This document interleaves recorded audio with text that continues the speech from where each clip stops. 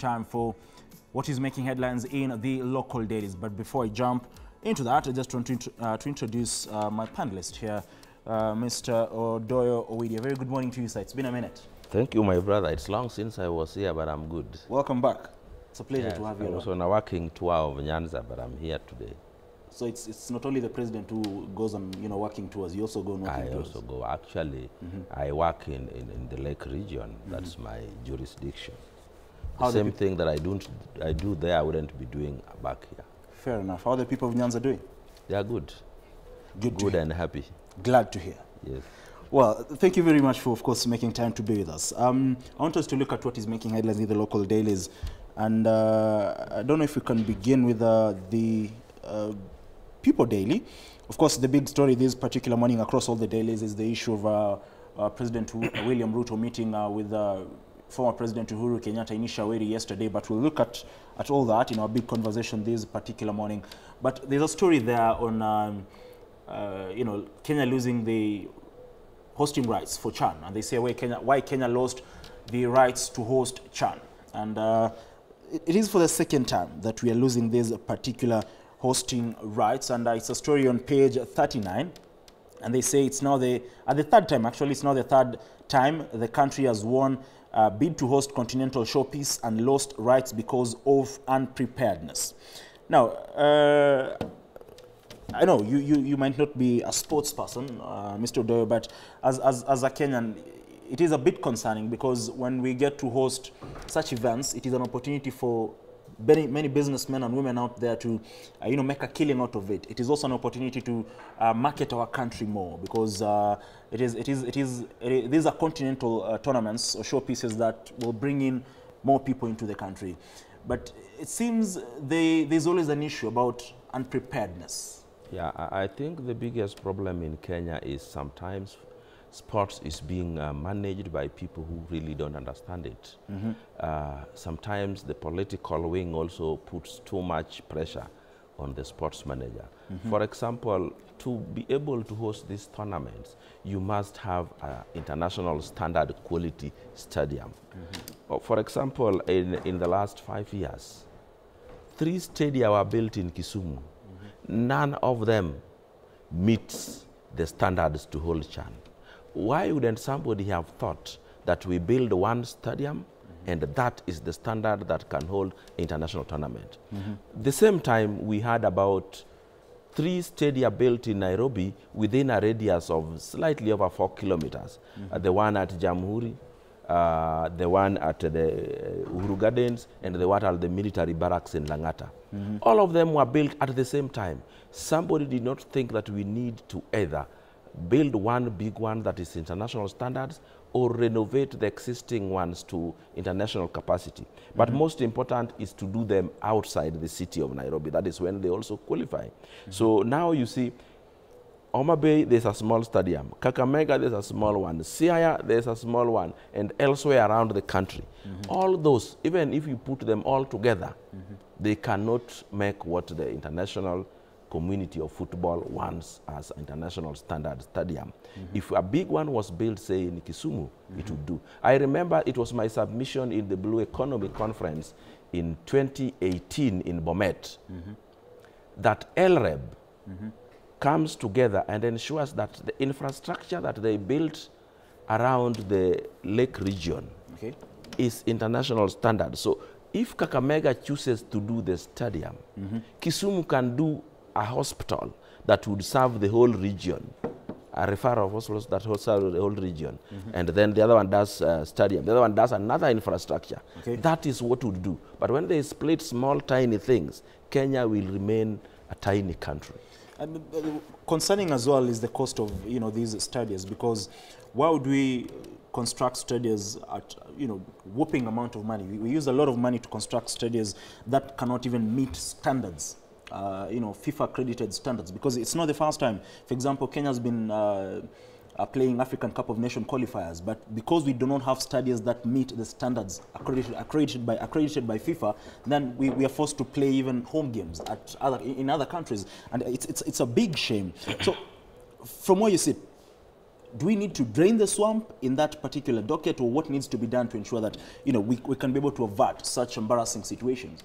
I think Kenyans need to identify their problem, identify the solution, prescribe it, and implement that solution. I remember sometimes in 2017 towards the election, I also made a very profound statement in the media and said, one of the problems in this country, many of the projects that we implement are projects that are brought about by cartels thinking for the government. Okay. They come and say, we need this, we need A, B, C, D, and then it is done because they have said what is in it for the people who are going to implement it, and then it is done. Then later they realize that it was only meant for some people to make some bucks outside the system, but not really to help the people.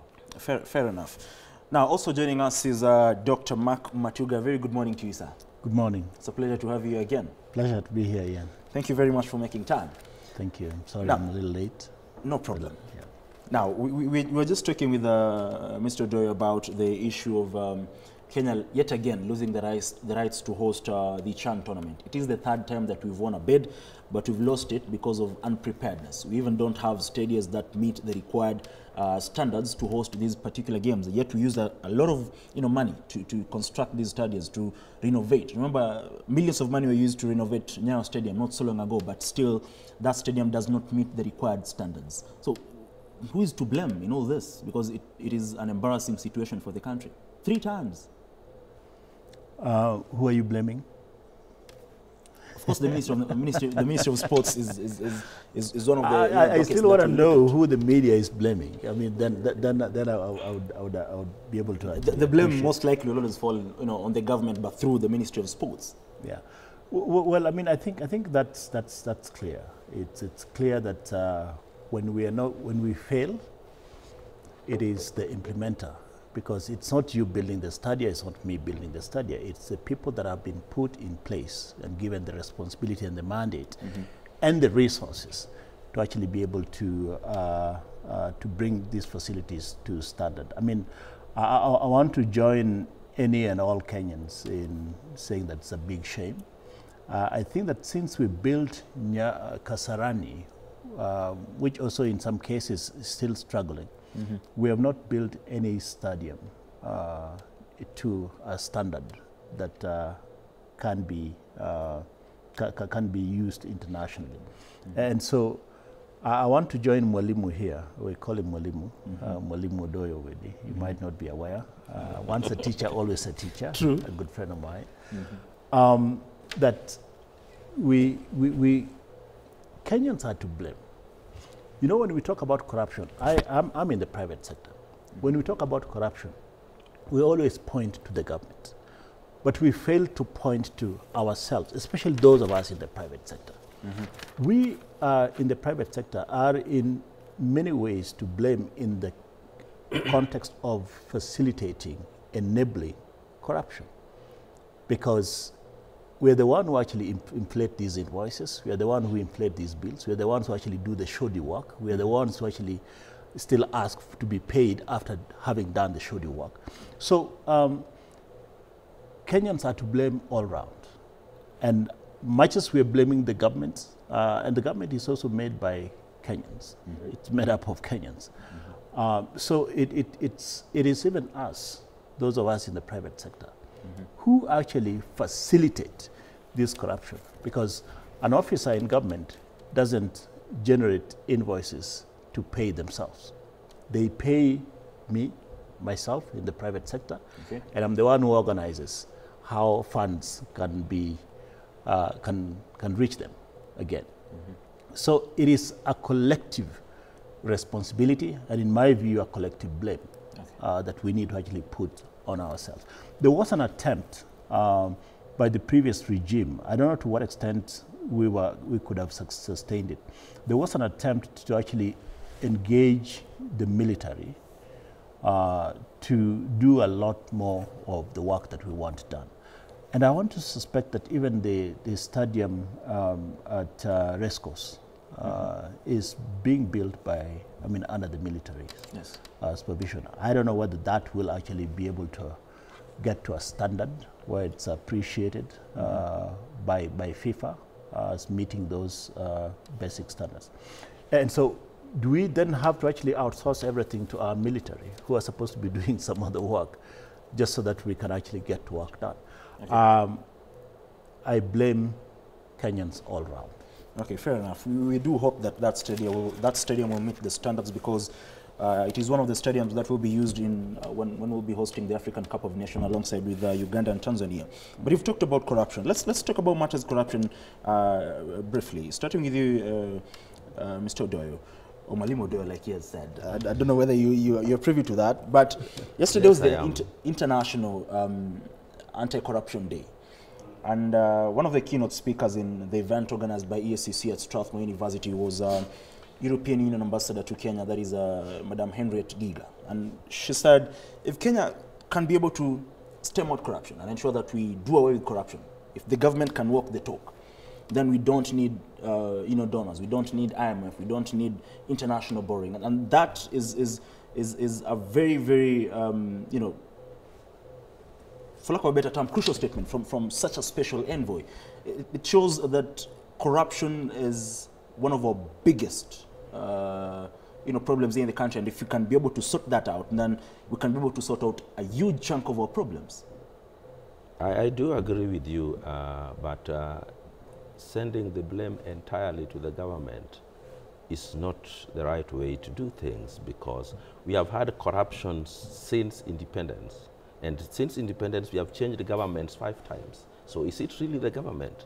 It is the nature of the Kenyan, that the Kenyan always gets into an office and he looks around for what he can run away with by the time he gets out of office. So I think other than the government enforcing, other than the government prosecuting, other than the government fighting corruption by those artificial means that we call academic means, we also need to have civic education in this country on corruption, so that we know the dangers of corruption, the hemorrhage corruption is doing to the economy of this country. But on the same note, Mr. Doe, is that the same government which is fighting corruption, individuals within the government, high-ranking officials, yes, some of them are are being accused of being involved in corruption. Yes, accusations will always be there. In fact, sometimes I can accuse Dr. Matunga of being corrupt, not because he's corrupt, but because I want to bring him down for political reasons. You know, there are many people out there who love to blame the government because it is that government they are waiting on the wings to take over, not necessarily that the government is not doing much. And let me tell you, the very people who sometimes blame the government will again be the first to run to court when the government takes drastic measures against some of those corrupt people. So I think as we blame the government, as we complain about corruptions, as we talk about sustainable fight against corruption, as we talk about these talk shows that we bring every other year anniversarily, every other year, this Corruption Day, all this, they are all talk shows, spending billions. Some of those billions we should put into the actual fight against corruption, in the actual spotlight on corruption and deal with it.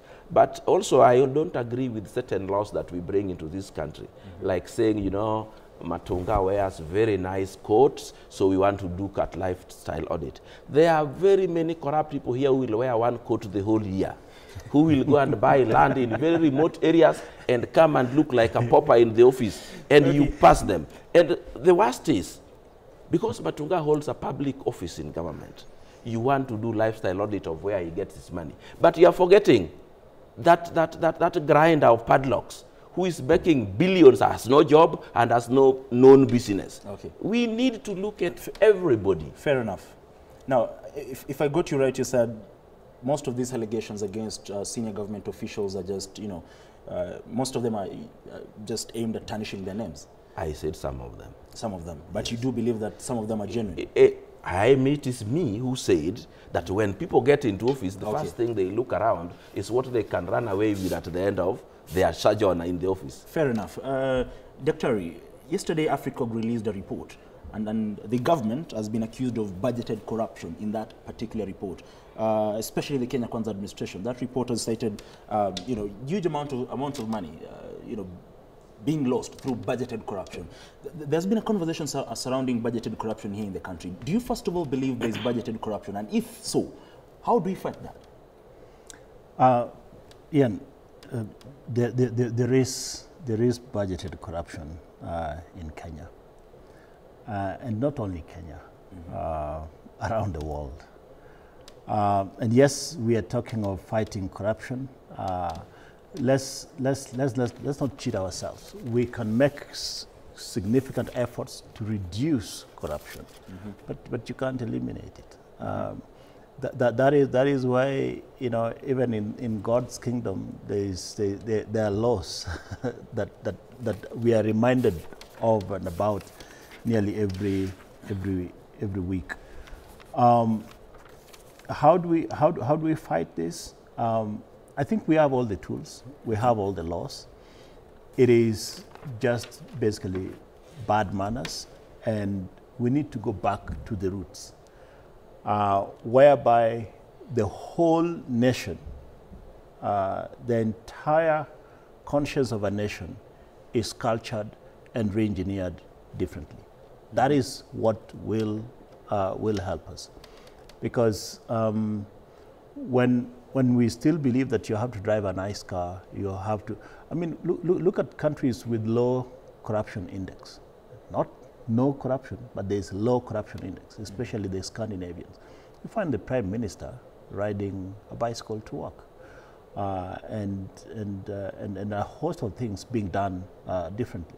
So it's not that there is no examples, but it's the conscious and the construct and the philosophy of our upbringing that needs to be worked on. Actually, even from a curriculum point of view, that is where it starts. But if you want to be able to attempt to culture Mwalimu Odoyowedi and myself at this stage in life, it's a bit too late. So it can be done. We can do it, but we have to actually re-engineer our philosophies of life. And then we start talking about of what our values are, because most of the things that are happening right now are not sustainable. You remember? No, I think you must have been. Let me not try to map it around your age. But there was a time when I think it was in 2002, or is it 2002 or 2004, when Kenyans began to actually even arrest policemen. After Kibaki was one in actually 2003. Yeah, Kenyans were out to take charge of their environment, and that is where they were even arresting policemen on the road taking bribes, and that lasted for maybe a week? You know, so we don't even have the stamina, and then very quickly we turn to, you know, it's our time to eat. Very, very quickly. In fact, that's how Gidongo was appointed. That's around the time Gidongo was appointed the corruption czar, sitting at State House. And Gidongo was basically frog-marched out of this country when he was attempting to actually fight that. So it's all the whole conscience of our nation, the foundation of our thinking. Because I mean, you look at the U.S. Where there is a very high degree of positive thinking against corruption. But you still find mega scandals playing out. But mega scandals in a mega economy, you still don't destabilize the economy that much. I think if we focused on building our country with reduced level of corruption and educating our children differently. Fair enough. We'll be able to achieve something.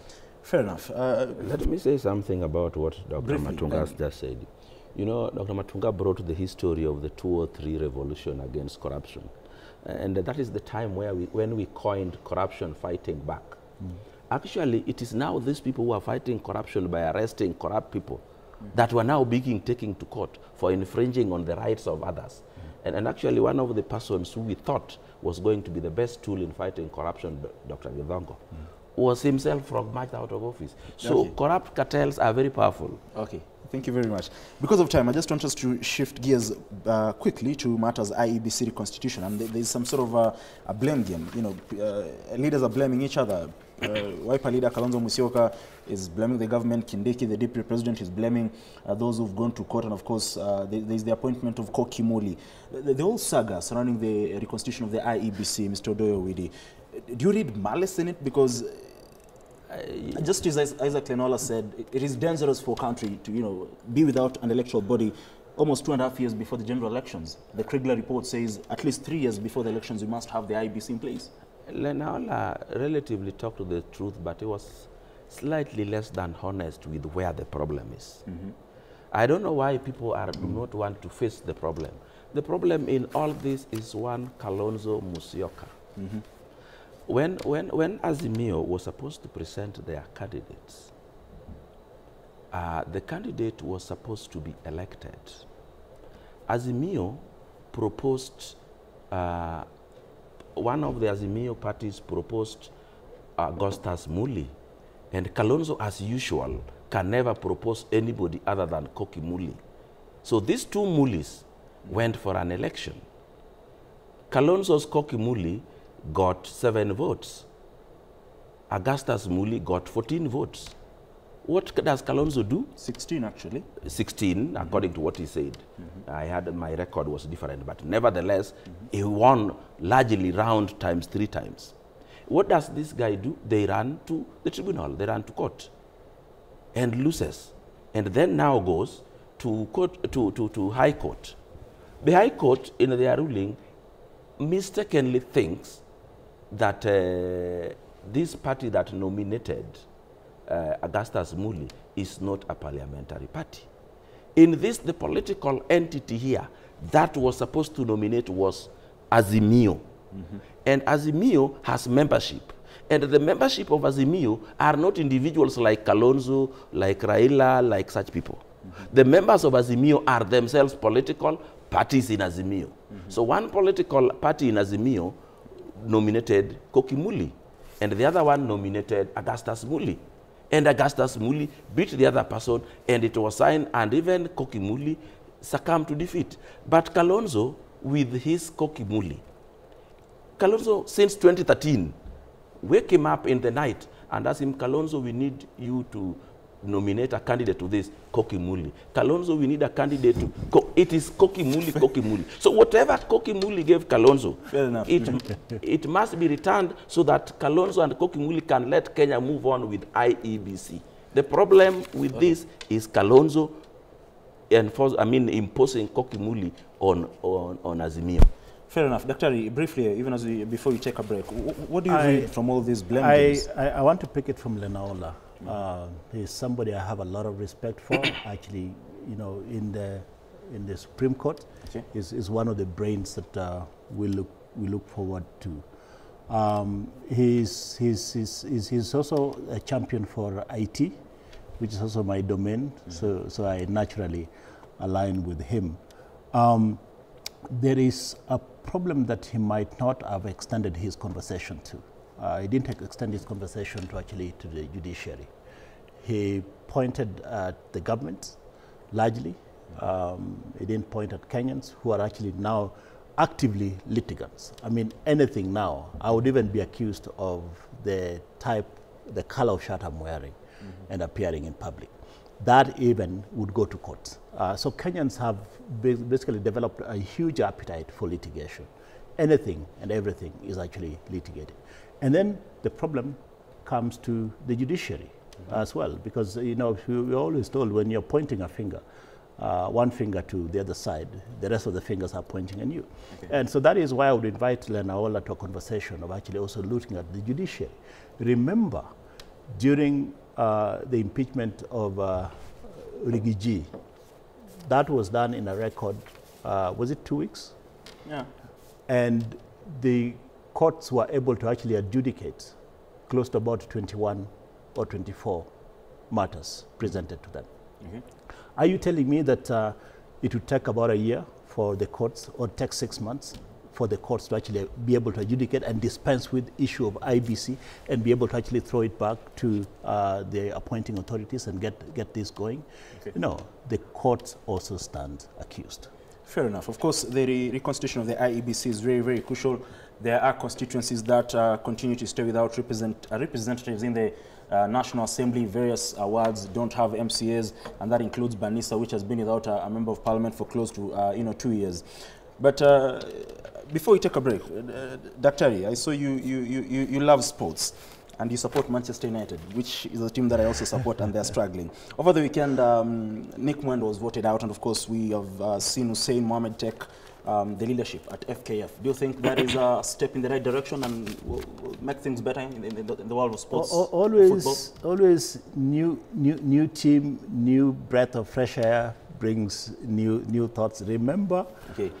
Even at Manu, when the other guy left, we started winning. But just know that at Man U we win when we want. Thank you very much. You've had it. I always tell you guys, we win when we want, we lose when we want. No problem. We are the great Manchester United. But on that note, we just take a brief breath. We'll be back with a big conversation surrounding the President William Ruto visit to Ishaweri, Gatundu South yesterday to meet with former President Uhuru Kenyatta and what that particular meeting means for the country. Former Deputy President Rigathi Gachagua and the sitting DP Kithure Kindiki. And as well, most importantly to you, the Kenyan. We'll be back in a moment.